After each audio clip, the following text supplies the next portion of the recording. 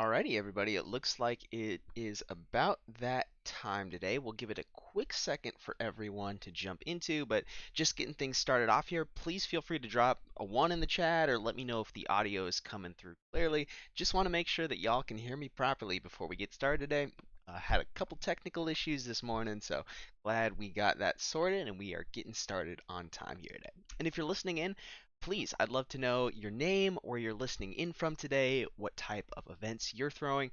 I always love for these to be interactive sessions, so I always love participation. If you have questions, please feel free to slow me down, ask questions in the chat. Ultimately, we're here today for your education, your empowerment. Audio needs to be a little bit louder. Give it a quick shot. Thanks, David. I appreciate your comment. Anybody else in the chat? Is the audio level coming through fine here? Looks like it's a little hot on my end. Appreciate your comment, David. Thank you so much. But everybody, to briefly introduce myself, my name is Sam Jameson with the Eventbrite Boost customer experience team.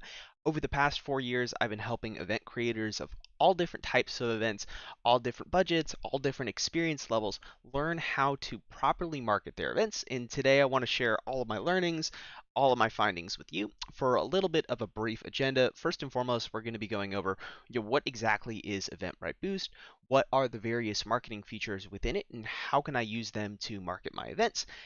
Today's focus is specifically going to be around Facebook and Instagram advertising to empower marketing your events. So we'll be diving into some example campaigns of some of the best people in our industry, show you exactly what they're doing right, and then we'll go into the campaign creation process. I'll get a little bit of inspiration from you on what types of events we are throwing, and then we'll actually create a campaign together. So any questions along the way, please feel free to drop it in the chat. And if we have a little bit of extra time, happy to cover anything else that you all would like to cover today. And just, I really appreciate you carving out the time of your busy days.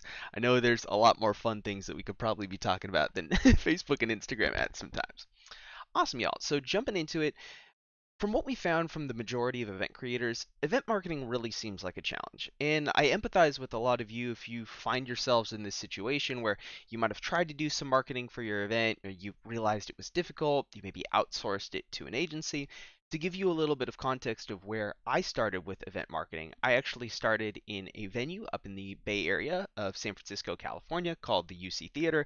I was the multimedia photographer intern, and my marketing director at the venue needed somebody to help step into the role and help them run ads. And the Eventbrite Boost Facebook and Instagram marketing platform was where I initially started back in the day. So I really empathize with a lot of you. Event marketing has seemed like a challenge, but we're here to simplify it today, help give you a lot of information, and help you run powerful campaigns like an ad guru, even if you haven't been doing this for a really long time. And a few of the reasons why personally I feel event marketing seems like a big challenge to a lot of us is, first and foremost, if we hop into something like Ads Manager, there's like 30 different campaign types we could run. And it's kind of hard for us to know which one's actually going to be most beneficial. There's a lot of fluff that isn't necessarily relevant to us. A lot of other tools that we might use for advertising maybe are too complex or too expensive for our needs, or weren't specifically built for people in our industry. Maybe they were built from somebody over at Coca-Cola that has a team of 20 interns, $1 million a day ad budget, but that's not the scenario we find ourselves in when it comes to event marketing. And then ultimately, even if we want to learn this, a lot of times we just don't have enough time in the day. You as event creators are spinning a lot of different plates at any given point in time, wearing a lot of different hats. So oftentimes it can be difficult to even dive into something like Facebook Blueprint to learn a lot of things. But lastly, if we take that full plunge into the pool, a lot of times functionality and reporting just doesn't quite make sense to us. It looks like we're just looking at gibberish or hieroglyphs or something like that as well. So even if we get there to actually make ad campaigns, it's hard for us to understand how is our investment on advertising actually translating to a result in terms of driving ticket sales or other objectives. And thank you, hello Seville, hope I got your name, and Juliana, mine is fine as well. Thank y'all so much. And please let me know where you are listening in from today too as well. So a lot of times I feel like the best analogy for when we're working with marketing budgets is we're just trying to squeeze a lemon, get as much bang for the buck out of what we're actually using here. So from our research of what we found, Eventbrite creators that use the marketing platforms to boost generally on average sell around 16% more tickets for their events. Whether that is using the add to Facebook feature to publish your event to Facebook so that fans can easily buy within Facebook, things like email marketing campaigns where you're notifying your upcoming fans about all the different events that you have. Awesome, super excited from South Carolina. I'm out in Los Angeles, so I know it's a little later in your afternoon, so thank you for carving out the time. And in addition to our Facebook and Instagram ad platforms that make it really easy to target audiences that are more likely to purchase from you. A lot of times, maybe if we run something in Facebook, we might just be going after brand new people. But from the data that we found, normally for the vast majority of event creators, if people have bought for your event once, they're substantially likely to effectively come back and purchase more tickets for upcoming events. So to just briefly let you know where you can find Eventbrite Boost within the platform, you'll want to go to the Manage My Event section where you normally create and edit your events, and you'll see the Marketing tab up in the top left-hand corner. Now, we'll briefly go over the different features of Eventbrite Boost, but our main goal or main ethos with Eventbrite Boost was let's create an all-in-one marketing platform in the same place where you are creating your Eventbrite events so that creators of all different levels of budgets, all different levels of experiences have a powerful suite of marketing tools to meet their needs for marketing their event. So the first feature I'd like to talk about today, and one of the most common ones, it's a totally free feature, only takes a couple minutes to do, and if there's any takeaway I could give you, I would highly recommend make sure you're using the add your event to Facebook feature within Boost. What this effectively does is once you create your event on Eventbrite, you can publish it over to a Facebook event. For those of you that might be unfamiliar with Facebook events, it's basically an event landing page within Facebook that your fans or your potential attendees can hit interested or going. And I feel like a lot of times, if we're thinking of attending an event, especially maybe if that event's far out in the future, we might think, oh, that'd be a great event to go to when we see a link to go buy tickets on their site, but we know maybe I'm going to wait another 5 months to get this, and we say, oh, we'll definitely remember it, but we forget about the event.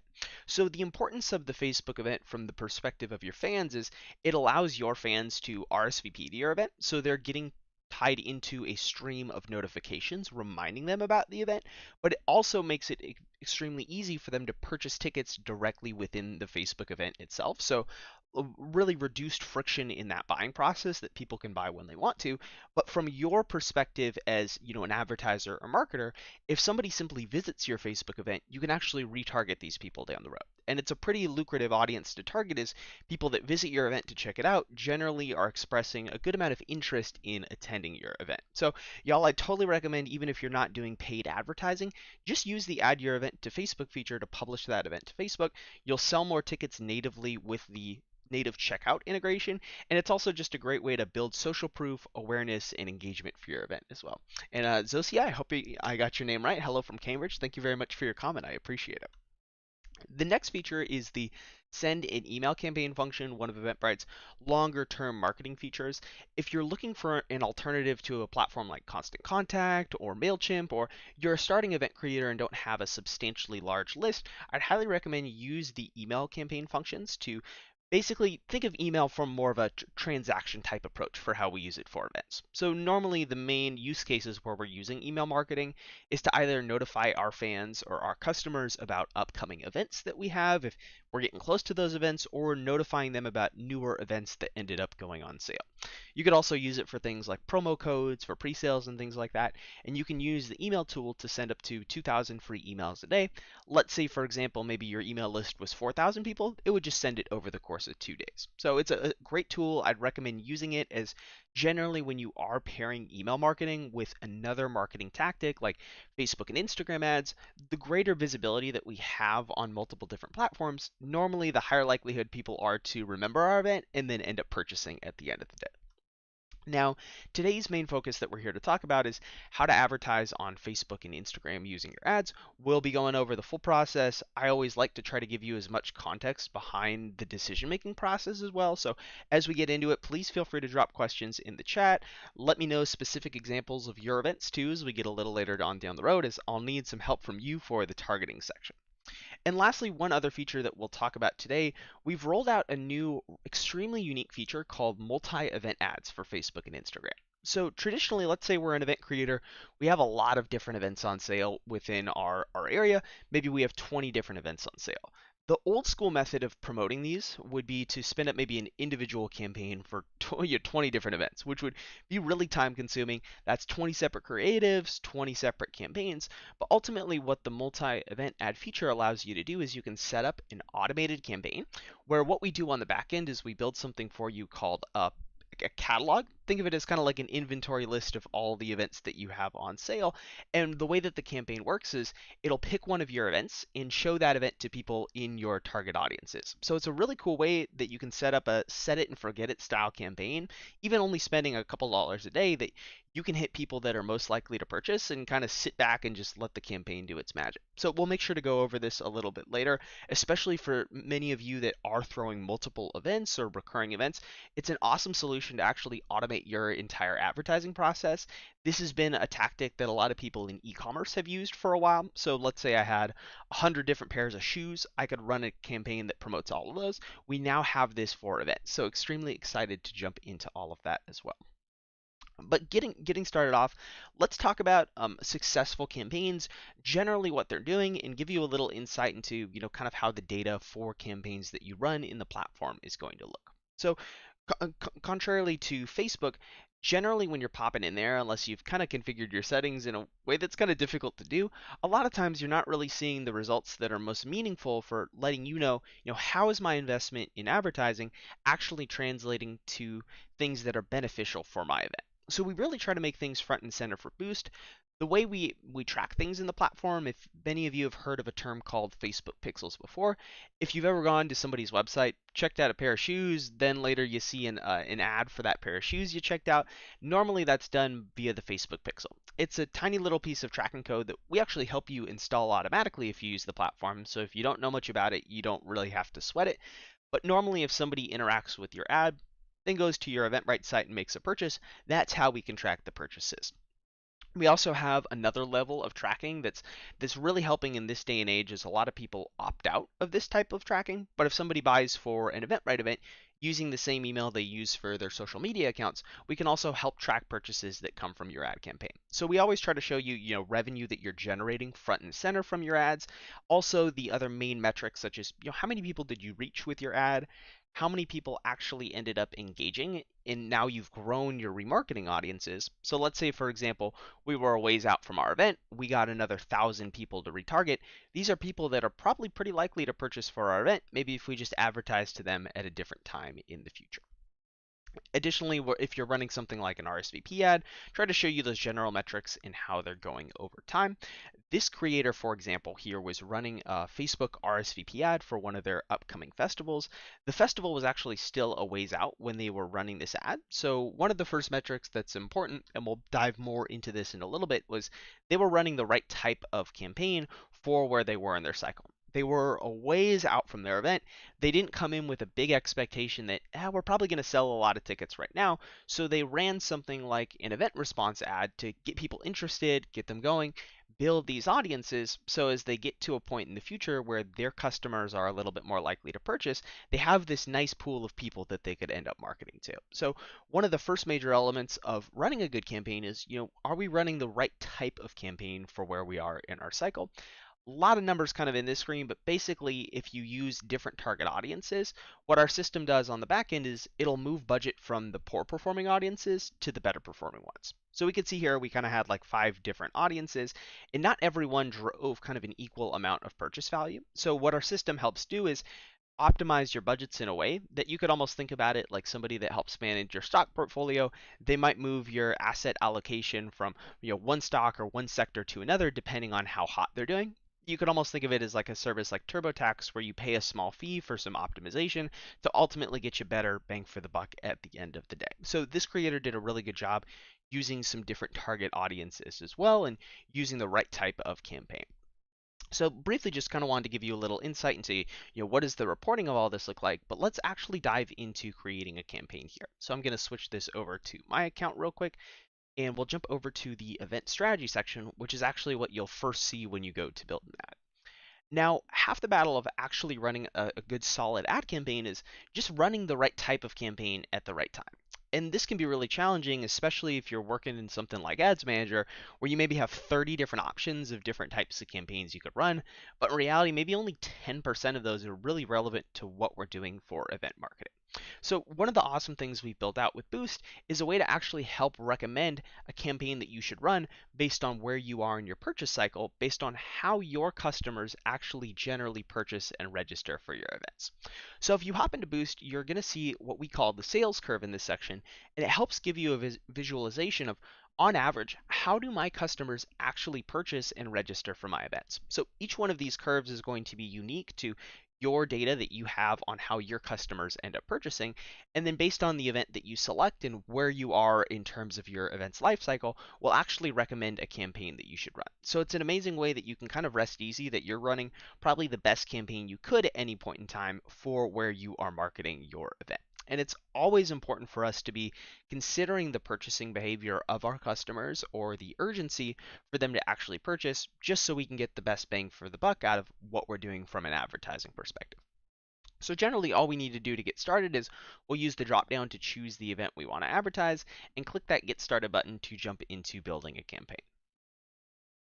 So the first step of building any ad campaign is choosing the objective. So if you choose that event strategy section, we will recommend an objective for you and give you a little bit of data on why you should be running that campaign. But I want to actually break down kind of the most common campaign types we run, just so you begin to understand, why would we actually be recommended a certain campaign type at this time, maybe compared to another, just for some of you that like to get a little bit more into the information. So the option that we have on the left that says get people to buy tickets on your website, if you're familiar with the Facebook lingo, this is commonly what's called a link click or a conversion ad campaign. It's really, y'all, just a fancy way of saying we're running an ad that goes straight over to your ticketing pages so that fans go straight to eventbrite.com or your website if you use something like embedded checkout so they could purchase very easily. Now, these are generally the best campaigns to run whenever you are in a period where your buyers actually have urgency to purchase. Let's say, for example, I'm throwing an outdoor beer festival in the middle of the winter and maybe it's 4 months away or something like that. Odds are people don't really have a lot of urgency to purchase. If they don't even think it's going to sell out, they might wait a couple more days before the actual event to end up commit to making that purchase. So one of the biggest common flaws that I see in a lot of cases is event marketers might just spend too much money trying to send people to their ticketing pages when they're in a period where their customers don't really actually want to make that purchase or commit to it. So whenever you see this option, know this is generally the best option to run, probably leading up to your event when that urgency is increasing, or if you have data that supports, generally maybe when we're 2 months out from our event, we happen to sell a lot of tickets. We got Hello Seville. We are a startup, and the section is very difficult for us, and we are building our audience. Cool. So we'll jump into the target audience section a little bit later. That personally was kind of the hardest one for me while I was learning, so we'll try to break it down, give you as much detail as possible. I really appreciate your comment. Now, the next objective type is the RSVP campaigns. So this was why we were spending a little bit of time talking about the Facebook events earlier and why it's important to use that feature to publish your event over to Facebook. So simply, even if you're doing that just to have your event on Facebook, if you then want to level up your advertising game, you can always run an ad pointing people over to that Facebook event. And the benefit of what this accomplishes is we could think of it as maybe a hybrid between helping drive sales, but helping build remarketing audiences, awareness, and engagement for our events. So simply, let's say, for example, I'm your customer, you made a Facebook event. Even if I just click on that Facebook event to go visit it, and a lot of times people on Facebook might be more likely to click on your Facebook event and they're not leaving Facebook, they're still within Facebook, compared to maybe clicking on one of these ads that goes to eventbrite.com, kind of takes them off site. Even if I just visit that event, I don't even RSVP to it, you can actually now remarket to me because I engaged with your page and interacted with it. So it's a great way that you can build up these audiences of people that are interested while the Facebook event kind of keeps them up to date on what's going on. And then whenever they want to purchase, they can purchase directly in that Facebook event. So y'all could kind of think about this option as maybe a hybrid between driving sales while building engagement. Just one thing to note, we have been having an existing issue with Facebook kind of preventing us from polling some of these Facebook events as of late. So I just wanted to be honest and transparent with y'all. If any of you hop in to try to select your Facebook event, you might have a little bit of difficulty. We're working on getting that sorted. And on the right hand side, we have the general engagement style campaigns. These are more for building remarketing audiences, such as like getting engagement on a post or views on a video. But generally, we're running one of the other two types of campaigns. Is a lot of times these campaigns can go after people on Facebook or Instagram that are really likely to comment or interact with something, but they maybe haven't gone to a live event in a long time. So generally, you'd probably want to run one of the other two options. So with this option here, we can just go ahead and choose the Eventbrite event we want to advertise, or we could enter in a custom link ourselves if we wanted to, or boost something like an existing Facebook post. And you can always double check, what's the ticket link we are directing to towards the bottom. Now, the next step, we are simply choosing what is the ad account that we would like to pay for our campaign with. What's the Facebook and Instagram page that we would want this one to run from? So, the way that you pay and finance ad campaigns, Facebook still needs to get paid at the end of the day. So, this is what's called a Facebook ad account. You can almost think about it like the payment method you set up with Facebook to run ads. And then we're simply choosing, what's the Facebook that we want to run our ad from, and then what's the Instagram account that we want to run it from as well. And for those of you that are knowledgeable about Facebook pixels, that's that tiny little piece of code that helps for tracking purchases that come from your ad and remarketing data. We'll actually automatically install that for you. So if you're not a whiz on that or that's a little bit overwhelming, don't even stress it as we handle all that hard stuff for you automatically. It's a lot easier than it used to be in previous years. Now, the next step, we're simply entering in the location targeting we want to hit. This normally will pull in the location of your Eventbrite event automatically, so you might not have to do anything in here. If you leave the box blank, it's just hitting the entire US by default. So my event that I selected was actually an online event where I set the location to the US, hence it's just targeting the US, but we could easily type in any market or markets that we would like to target. And there's also a feature that you can use to pull locations from a past campaign, as the more and more campaigns you build, the more it'll feel like something like Mad Libs, where we're maybe just filling in a couple blanks, not reinventing the wheel every time we go. And down towards the bottom, this is where we can set a lower bound for the age range of targeting. For the most part, y'all, Facebook and Instagram have gotten so sophisticated that it will figure out your target audience for you. So to give you a little bit of context here, when I was previously running ads for about $100,000 worth of ad spend, I A/B tested, can I beat Facebook by putting in the age range that I thought my customers were, or leaving it open and letting Facebook figure it out.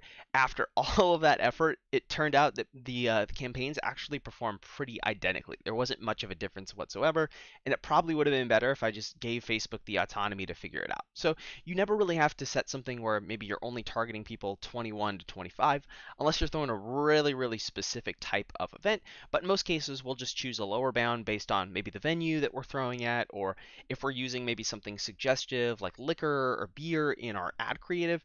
Facebook is a little bit more sensitive to that, so we might want to set it to something like 21 plus here.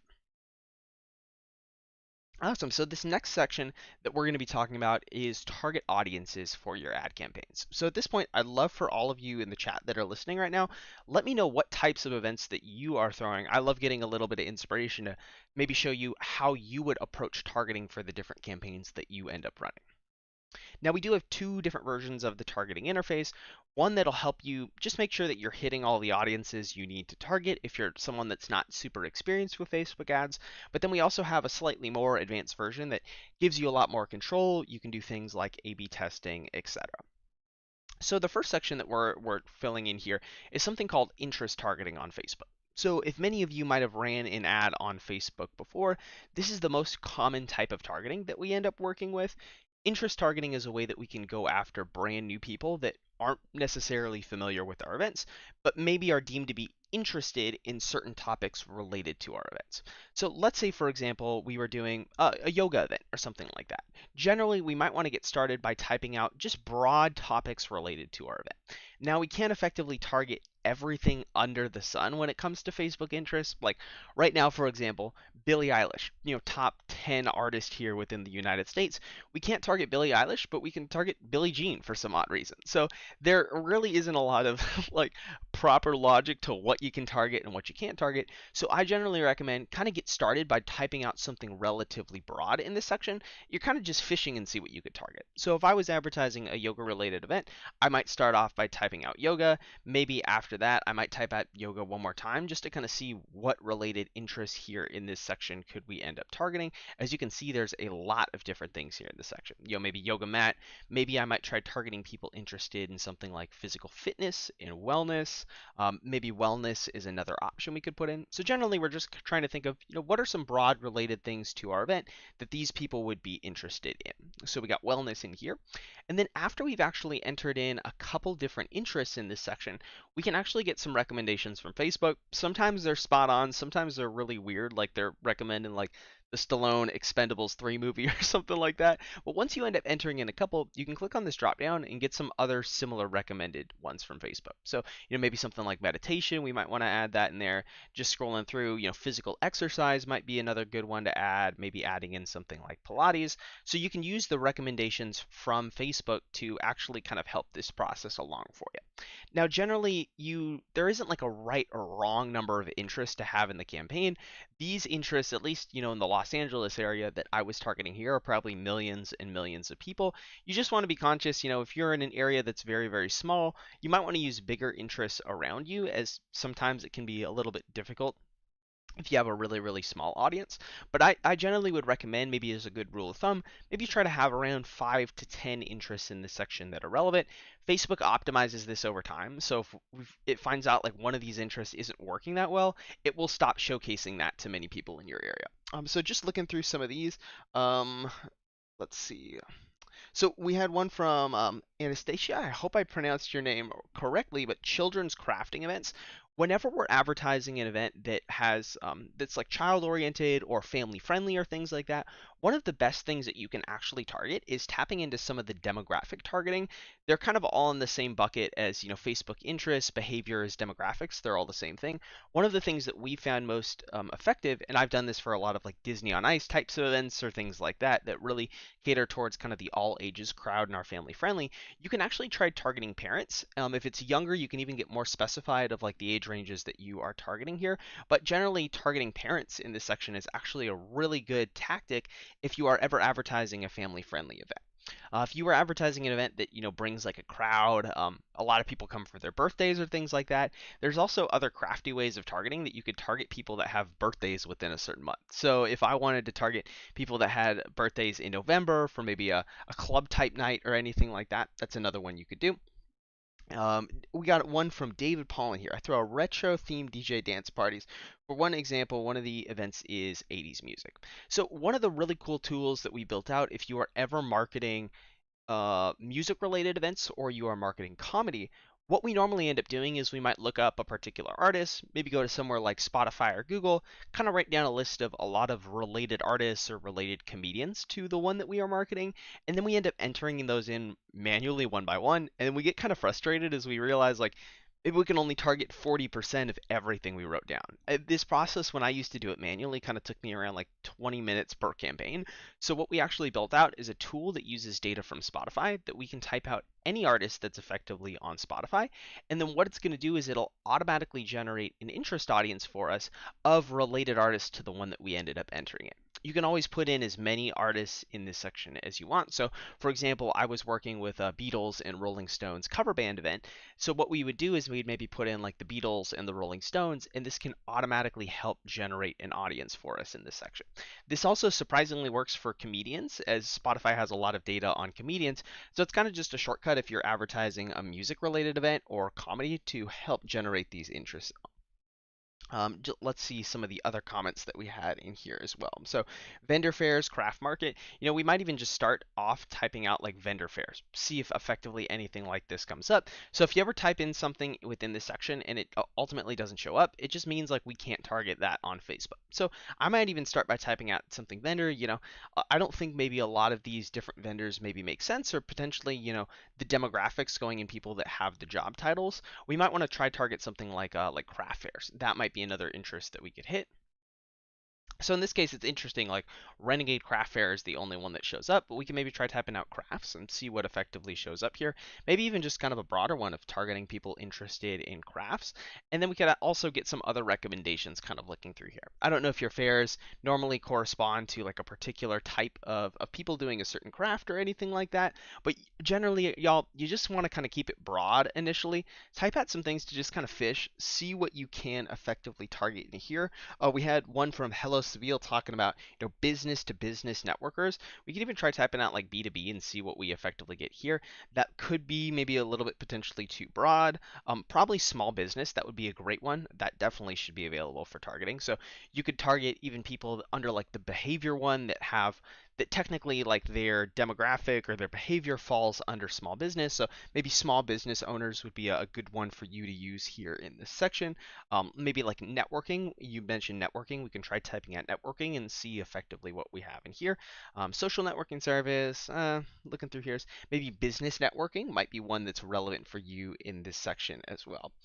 We had another one from Zosia. I hope I pronounced your name correctly, but you were doing fundraiser events, raising awareness about charity and collecting donations.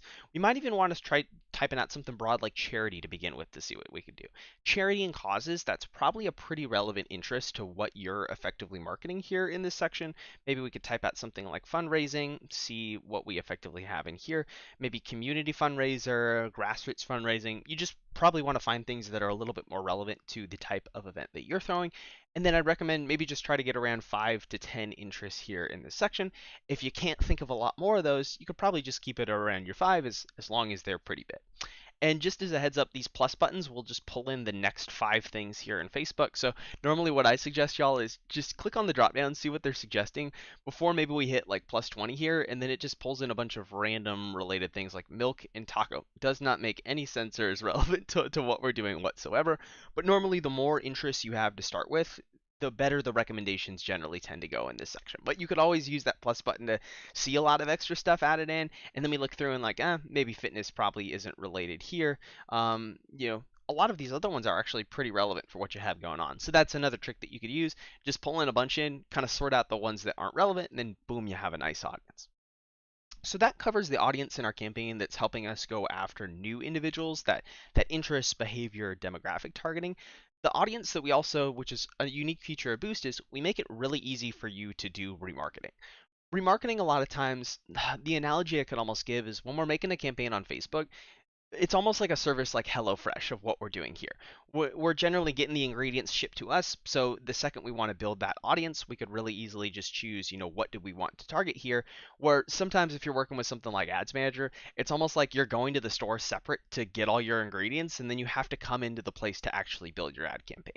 We make it really easy for you to actually target your remarketing audiences without having to build these audiences separately as you generally have to do in Ads Manager, and it can be really, really difficult a lot of times to actually kind of get these audiences created and incorporate them. So by default, we're including individuals that interact with your Facebook page and your Facebook events. So a lot of times that really kind of emphasizes the importance of adding your event to Facebook. As we get 1,000 people that visit it, that's another 1,000 people in this audience that we could remarket to. And additionally, if you happen to have an Instagram account that you want to remarket to, you can also include that. And then additionally, your Facebook pixel, that's another something that we can include to help you remarket to people that are basically visiting your eventbrite.com pages. And we also do automatically include your list of past purchasers as well, which is something normally you'd have to download an email list, upload it to Facebook, build the audience, and so we kind of do that automatically on the back end. So let me actually we'll take a brief pause. Does anyone have any questions about the audience section? I just wanted to also switch it over to the more advanced version, just to even kind of educate some of y'all on what other things that you could target. So in this section, we're actually looking at the same audiences that we had before in kind of that simple version, but this section just allows you to configure things in a little bit more detail. So if we wanted to maybe configure the age range a little bit more granularly, or maybe the network placements where our ad is running, this section just gives you a little bit more customization. If there's anything I could maybe be critical about in the mix that we had here, we had one audience, our interests, helping us go after new people. we had this remarketing audience helping us target individuals that have bought from us in the past, interacted with the pages we have access to, visited our website. But for the audience going after new people, we're almost putting all of our eggs in one basket. So if this audience does great, our campaign's going to do well. But if it doesn't do great, we don't really have another audience to move budget over to that might be performing better. So you can always use this section to do a little bit of A/B testing, add in extra audiences. I don't know if many of you in the chat have heard of something called a lookalike audience on Facebook. It kind of confused me when I first learned about it, but if y'all are familiar with the meme of the two identical Spider-Mans pointing at one another, it's basically the same thing that's going on here. So what a lookalike audience is, y'all, it's a type of audience that you could target that's exactly similar to an interest audience. The purpose of it is we're using it to go after new prospects or get new individuals to check out our ad or our event. But instead of you creating the audience and entering in all the interests yourself, you're basically giving Facebook a little bit of data. It analyzes that pool of data and spits you back an audience of people, brand new people that are almost identical to ones of yours. And from the data that we've seen, that I've seen over the years, one of the best ones that you could target here is something called a lookalike audience of past buyers. So basically what this is we're taking the data of people that have bought from your previous Eventbrite events, and Facebook is helping you find an audience of people that are very similar. It's a great audience that you could use, especially if you have a little bit of data. And we also have something in our platform called smart audiences. So if you're a creator that really hasn't, run a lot of events, you don't really have a lot of past buyer data, it's a way that you can either target people in your area that have bought for other similar events, or use that data to build a lookalike and go after other similar people to those that bought in your area. So it's a great way, even for you that have a lot of past purchaser data, that you can really tap into Eventbrite's network and reach to help market to people in your area that might have bought for other similar events, and is a great maybe addition to something like an interest audience in your campaign, just so we're a little bit diversified here. And one of the cool things is we can always save these mix of audiences as a set. So I could save this one that I have here as the default. So anytime I go to build a new ad campaign, all these boxes initially show up. And for a lot of you that are running a very similar type of event, once you generally do this once, you might not really even have to make significant changes every time you run your ad. So in the example we had earlier here, if we were running this charity related event, odds are, we might polish some of the interest in here, but we probably don't have to reinvent the wheel every single time. So whenever we get to this step for other campaigns that we make, we really might not be making a lot of changes here. So this process that maybe took us a couple minutes initially, we can probably breeze through it the next time we go to build an ad. We had one from Summer Love as well. Is there an option to localize? I.e., my film is called How Do I Make a Hit Toy Screening in Toronto Only? How do I target the local area and people with an interest? Great question. So in the step before this one, the event details, this is where we're entering in the location that we would like to target, and this location automatically copies to each audience here. So if we had like an interest audience targeting people interested in film related interests here, it would also be narrowed down by the location targeting that we put in, just so we can make sure we're hitting all those people. So I hope that answers your question. And please, we're getting towards the end of the targeting section here, so just wanted to take a brief second so I can get a little bit of water and rest my break. Does anybody have any questions about the target audiences? I know they can be a little bit difficult, kind of a lot of things that you could do here, so please feel free to drop in a question if you have any questions on this before we jump on.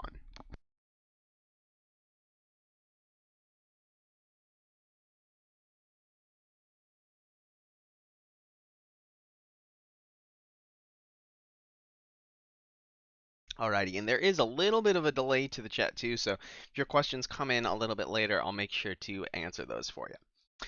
So continuing on to the next step in this section, we can always give you recommended budgets and recommended schedules for your campaign in this section.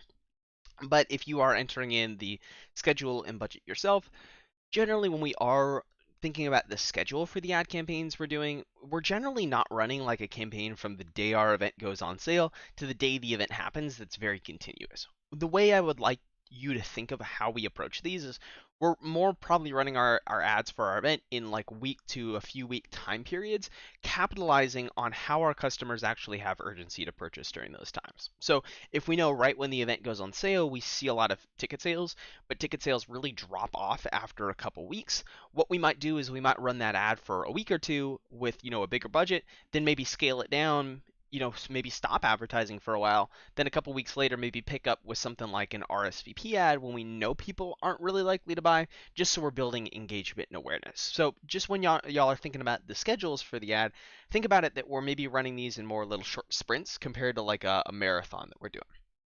Oh, David, so I'm lost when it comes to the Facebook pixel.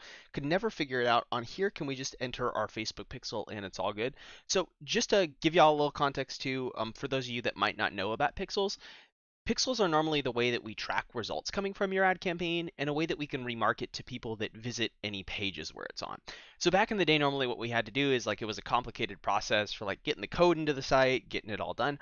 What we actually do in our platform is we automatically install it for you. So if you only actually have one pixel, you don't even need to select anything, David. We'll actually automatically install the pixel on your eventbrite.com ticketing pages. But if you happen to have multiple, you could always choose what one you actually want installed. So really, you actually don't need to do anything with your Facebook pixel if you run an ad in here, as we'll automatically make sure that it's on there, so you don't really have to worry about it. So I hope that answers your question that you had there. And then getting back to the budgets, you can always choose between a total budget or a daily budget in this section. Generally, y'all, I prefer to work with the total budget option. The one I would probably recommend daily is if you are fluctuating that budget on a day-to-day basis or you like making a lot of changes. But in a lot of cases, a total budget would work totally fine. And you just at least want to make sure that you're spending enough budget on your campaign to actually get in front of enough people to get you results. So, if we only spent like $15 on an ad campaign, odds are our campaign's really not going to reach a lot of people. The way that budgets work for Facebook ads is the budget that you're spending is directly correlated with how many people you end up reaching. So on average, for around every maybe $10 we spend on ads, depending on like the size of the audience, so it's going to be more expensive to maybe hit a remarketing audience like your past buyers or event engagers, but they generally have a higher propensity to make that ticket purchase or registration. But on average, y'all, every $10 we spend normally will help us reach probably around 800 to 2,000 people, at least in somewhere like the United States. So if we only really spent like $10 on our ad, we're probably not getting in front of enough people to really actually make a difference.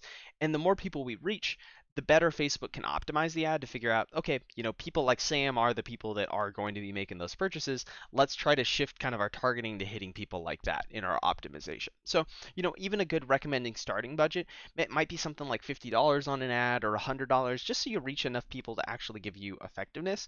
But normally, like the bare minimum you could probably spend here is maybe around like $3 a day for the ad that you're running, but you probably wouldn't reach a lot of people. You always could do something where you're hitting a remarketing audience for a couple dollars a day, like just targeting the people that probably are most likely to purchase, then you could spend a really low budget on it. Now, the final section that we have in building our ad is simply customizing, what's the ad creative, what are fans actually going to see when they come across our ad on Facebook and Instagram. So normally we'll automatically pull in the image for your event. We'll pull in a little bit of text from whatever site you end up selecting to kind of build you an ad copy here. But I would highly recommend you might want to rework the post text that we pull in here as it's relatively generic. We as event promoters, like we're fun people. We have good personalities. People, they love our events for a specific reason because of our brand, everything we throw on. So please feel free to bring your own creativity and originality in here. If you can't figure it out, there are even apps nowadays that will automatically, like AI, that will, will write you a copy that seems pretty engaging. So you could always use one of those if you can't figure this out. But I'd recommend do something that's a little bit more personal. You want to differentiate your content from the 150 meters. We're literally looking at around the Statue of Liberty sized worth of content every single day while we're scrolling. So you want to find fun ways to make your creative stand out and actually be memorable. For the multimedia asset that you're using, so the image or video, we will automatically pull in the image, but I'd highly recommend y'all, it might be worthwhile for you to invest in a little bit of video content for the events that you are throwing. Even if that's simple as like you just pulling out your iPhone at one of the events, using some free video app like InVideo to make a quick little montage of clips from your previous events. When we think about it, guys, what we're advertising when it comes to events is we're advertising experiences. We need to be giving people a little bit of an understanding of what actually the experience they'll be getting themselves into when they actually start, purchasing for that event. So the more context that you could give them through something like a video where they're seeing, oh, this was what the event was like in previous sections, that would be probably better than maybe just doing a still image here in this section. Finding the Facebook pixel was a nightmare. Having the same ad post on EB/Facebook did not work for me. So the pixel, by the way, hello Seville. Normally you'll find it in like the ads manager section. If you're ever working with this too, you could send us like a message in the help section, because it's actually pretty easy for us to help you find the pixel that you're using. Oh, the one I would recommend, it's called InVideo. INV, like in and then video. It's a kind of a free tool that I've used in the past. You can remove watermarks by doing like some things like sharing the video on your Facebook or something like that. There's a couple cool ways that they'll let you almost test out like the full product just for free entirely. It's one I've used in the past to make a lot of creative. So it's invideo.com. That's the one that I would recommend if you wanted to check it. But if you are also having trouble finding your Facebook pixel, just shoot us like a message via the help section in here. If you have your Facebook linked up, we can kind of find like, what's the pixel associated with your ad account. Just because there are a couple sections where pixels could live in Facebook too as well. So it can be like a total nightmare to kind of like jump into that maze and sometimes find exactly where it is. If I had any recommendations for you, I like keeping my ad accounts and everything organized in Facebook Business Manager, as there is a pixel section that makes it pretty easy to actually kind of find where your pixel is. And if you're not using Facebook Business Manager, it's kind of like everything's just in our desktop, just scattered all over the place and not like in a folder that we could easily find. So getting back to the ad creatives, y'all, again, just to summarize, I'd highly recommend try to use videos over images. When it comes to images, you just want to use images that are normally branded. Branded images tend to do a little bit better than non-branded images, and you actually can use images with text nowadays. Facebook used to have a crazy vendetta for some reason against using ads with over 20% text in the copy, but then they realized you event creators don't oftentimes have other things to work with, or we need to use flyers to advertise our event. So they've kind of taken a step back on that rule, and you can use things that now have text within the copy as well. So don't stress that. It used to be a big deal, but it's a little bit easier nowadays. And you can always add in multiple images or videos to do a little bit of A/B testing, and we'll showcase whichever one ends up doing better. So in this section, if we wanted to add in this other image to our campaign, we could add in another image, and we'll have two versions of our ad running, and then it will optimize to show whatever one performs better. And let's say, for example, you're somebody that has maybe a design team that helps you, or you like going the extra mile to make everything look nicely. If we'd want to customize the image or video on a per placement basis, so this one looks great on Facebook mobile, but on Instagram stories, the landscape one doesn't look as sophisticated. We always could click on the pen icon that we have here and change up the image specifically that we are running on stories to something that's a little bit more nicely formatted here in this section. So I could choose this one that we have here, and then we have one nice looking image on the Facebook and Instagram stream placements, and then we have this vertical, nicely sized one on Instagram stories.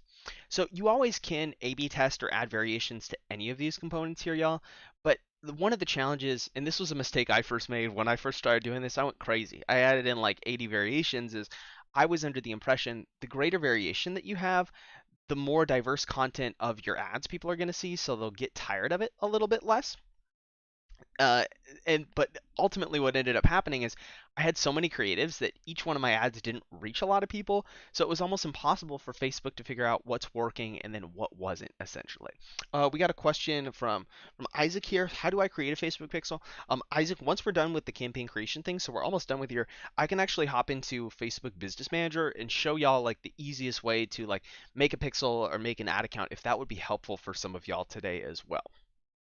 Link headline, that generally just most people put in the name of their event for the link headline that they end up doing.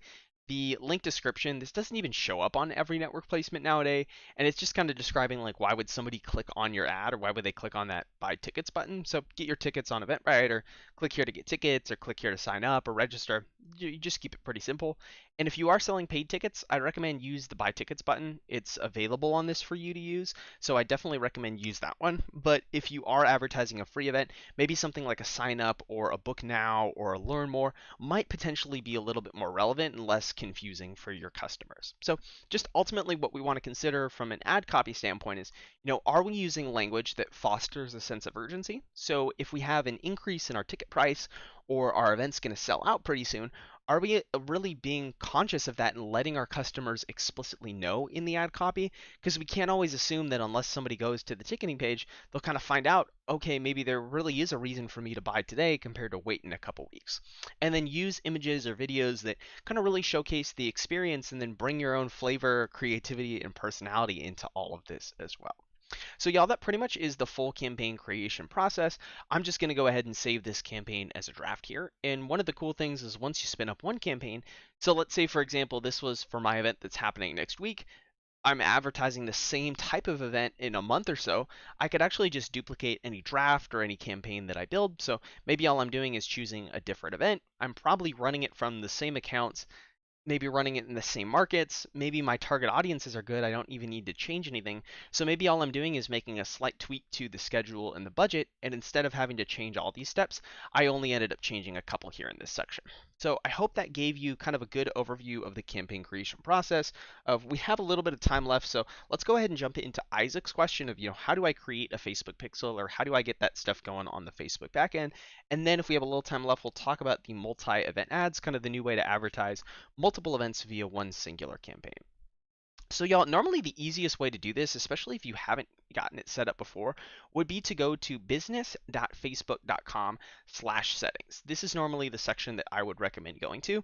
There are different types of assets that you could work with on Facebook. So you have like your ad account. Almost think of your ad account as like a credit card or like a payment method that you hook up to actually run and then pay for ads. And then data on the ads you store or run is stored in that ad account, similar like how a credit card stores data on the purchases that you make, things like that. Your business manager account, kind of think about it as like your wallet. So you can have multiple ad accounts and multiple credit cards, and you could put them all in a wallet. And I would really recommend, you're going to need Facebook Business Manager for a couple reasons. One, you need it to target the audiences that will make you the most money, and then two, you need it to actually have the best tracking to figure out like how much am I making back from my campaign. So if you haven't created a Facebook business before, or you actually haven't even ran ads to have an ad account, or it's like a personal ad account, it might be easiest to just go to business.facebook.com/settings, go ahead and just make a new business. So create one, you'll name it, and then once you end up creating it, if you click into it, it should take you into the settings section. So pretty much all that you actually need is you'll just need an ad account and a Facebook pixel. So over here on the left, this is my business manager account that I use, and we have this ad account section right here. So if I click over to ad accounts, if you needed to build a new ad account to run ads, or you wanted to make sure your ad account's in business manager and you don't want to move something that was already in there, it's actually really easy. All you have to do is just click this blue button and click create new ad account. You'll give it a name, create it, and then you're actually all set. The only thing you'd need to do is like hook up your payment method to it, which only takes like 30 seconds or so to do. So it's actually really simple. If you have a business manager account, you could really easily just build a new ad account. This is also a good workaround, or like sometimes having a backup just in case anything happens to your main ad account. Facebook can sometimes flag things for no good reason, then they reinstate your ad account a couple days later. So even if you maybe are somebody doing stuff, I might recommend make a backup just so you have it down the road. And once you create your ad account, the only other thing that you would have to do in regards to Isaac's question about, how do we make a Facebook pixel, there's this section under data sources, kind of looks like a little octopus, and it says pixels right here. And we're doing the same thing as what we did building a new ad account. We can click the add button to just go ahead and create another pixel. We'll give it a name, strictly internal, so it doesn't really matter what you name it. And the cool thing is you actually don't even need to put anything for the setup option. And after we click continue, it'll prompt you like, do you want to set this up using an integration or do it manually? We actually do all this stuff automatically for you. So you can literally just close out anything that opens after you've created it. The last thing that you'll have to do is you have to just like assign yourself to the pixel and make sure it's hooked up to the ad account. And the way that you do that is there's an add people button. So just hit add people and then check your name. Just give yourself the full permission and click assign, and you're all set. The Facebook Business Manager was created in mind for like agencies and consultancies that are working with lots of employees or lots of different customers. So it doesn't automatically assign things to you, even if you create it by default, which is kind of funky. So you'll just want to make sure you hit add people to add yourself to it. And then there's this add asset button right next to it. You would just go ahead and check that new ad account that you ended up making, click add, and then you've actually done everything that you technically need to do to get up and running with Facebook ads. So Isaac, I hope that helps answers your question. You might have like a Facebook pixel tied to like a personal ad account that's not in Business Manager, but if you haven't really been using it before, it's probably the easiest to just go to business.facebook.com/settings, then either go to a business manager account you might have created. You could just build a new ad account and a pixel, or you could simply, there also are ways that you could move your existing ad account in. So if you know the little ID number of it, you could always hit the add button, add an ad account. I could paste in the ID of my ad account and then move it into this section. But if you really haven't spent much or done anything with ads before, I might recommend just go ahead and like start a new one from scratch. It's not going to impact you anyway, and then at least you have everything properly set up here. So I hope this answered your question. I hope this simplified a little bit of the Facebook backend. Is I remember being so confused when I hopped in here all the time, but it's actually pretty simple. All you need to do is just you make the business account, you go to ad accounts, you add one, and then you just go to pixels, make a pixel, add yourself to it, and connect it to the ad account, and boom, those are kind of the 3 steps you need to do to get up and running with ads. Now, we do have a little bit of time left before we jump today, so I would like to talk to y'all about the multi-event ads function. So let me just go ahead and get this pulled up real quick so we can talk about it, as I want to give you some insight onto how this campaign works, as especially for those of you that are marketing multiple events. This is going to be a really, really awesome tool, and personally for the customers that I work with, almost one of the most beneficial ads you can add to your strategy. So the way that this campaign works is it actually uses placeholders so that you don't even actually need to build a single ad copy. So let's say, for example, we have 20 upcoming events accessible for sale or for purchase right now. Instead of needing to build 20 different campaigns to advertise those events, we can spin up one campaign that automatically keeps itself taken care of. So what it does on the back end is it creates something called a catalog, which is, you can think of it as like the list of the events that you have on sale. And then every single day the campaign will update itself to add in new Eventbrite events that you create that go on sale, or automatically remove events that sell out or end up happening. So you kind of set this up once. You could literally check out, take a flight to Tahiti for a couple months and then come back and it would still be doing its job. So what we have going on here is it pulls in the name of your event, it pulls in the date of your event. So we can see we have these like product dot kind of labels on the left hand side. So the ad dynamically changes based on the information of your event. So it'll pull in the name of your event, it'll pull in the location, it'll pull in the date, and it'll also directly pull the image that you're using from Eventbrite. So it's a really awesome way that you can set up an automated campaign. You don't really even have to build an ad copy. And the way it works is it'll just choose one of the events that you have in your catalog to show that to the people that you choose to target with the campaign. So there are a couple segmentation options that I might recommend. This kind of varies on like how many events you have on sale. Like if you only have 1 or 2 events, this might not be the best campaign for you to run. But if you have a good amount of events, let's say maybe even a good amount of events happening in the next 30 days, a lot of people like to segment this campaign to only advertise events that are going to happen in the next 30 days. So that's kind of a way that, even the campaign is automated. It's kind of picking one of these upcoming events just out of the pot and showing it to somebody that would be interested in it. We're at least advertising to customers for the events that are most upcoming, where they're probably most likely to actually make that purchase. And you could take this campaign in any direction from a targeting standpoint. Some people like to use it to go after both new people and old people or past purchasers. So this customer of ours, for example, they were having like an interest audience, so targeting new people, but then they also use the remarketing audience to hit past buyers, page engagers, pixel traffic as well. So basically what they did was they set up an automated campaign that took them around 5 minutes. And this campaign so far, let's look at the stats of how it's done. They've ended up spending around $400 on this campaign, and it's generated them around $2,000 worth of ticket sales. So around a 4x ad, which in this day and time is actually a really good return for the ads, as there were changes recently to Facebook pixels and tracking where a lot of people on Apple or iOS devices end up opting out of that type of tracking, so you can't necessarily always track that purchase. So a 4x return on this ad is actually pretty fantastic. And if we look at where a lot of the sales are coming from, it's cool to see that it's a pretty similar split, maybe like a 65 35%, if I can do math today, split between sales coming from the audience targeting new people and the audience that's targeting the past purchasers as well. So I'd highly recommend, if you are somebody that is throwing multiple events, go ahead and give this campaign a shot, as it's really, really cool, as it's something that you can automatically set up, automatically adds new events, automatically removes sold out events, and you don't even need to build a single ad copy. You literally set it up once. I've even had people set the duration of this to run for like 6 months, just so they don't forget that the campaign ends or they need to edit it. But I would highly recommend this to y'all, as this is something that only Eventbrite Boost has. It's almost impossible.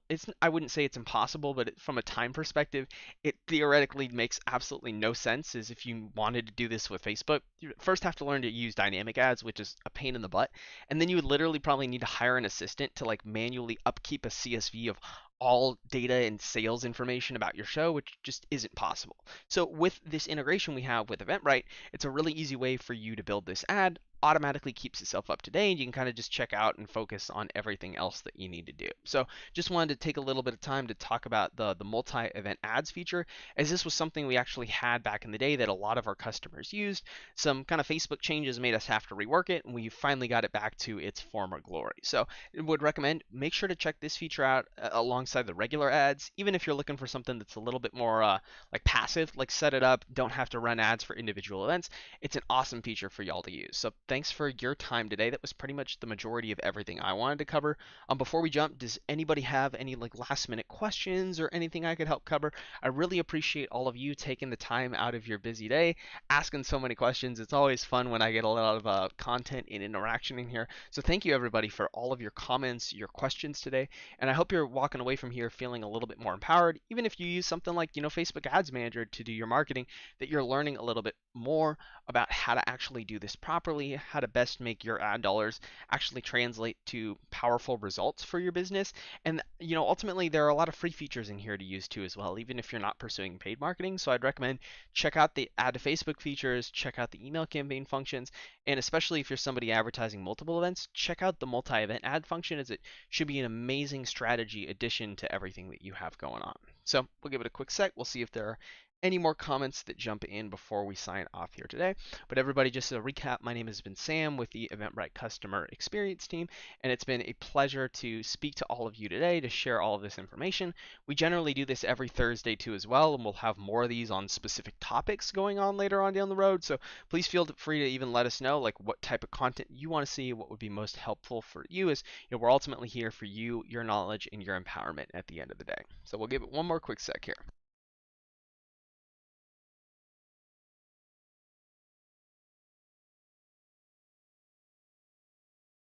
Awesome, y'all. Well, it is 12. Thank y'all all so much. I realize we went a little bit over here, so thank you for your time once again. Have a blessed rest of your week, and enjoy your holiday next week too as well. I hope everybody has themselves a fantastic, relaxing time, as y'all earned it. We know how hard you work. So everybody take care. Have a great rest of your Thursday. My name is Sam, signing off. Thank you so much. Hello, Sevilla. I really appreciate you.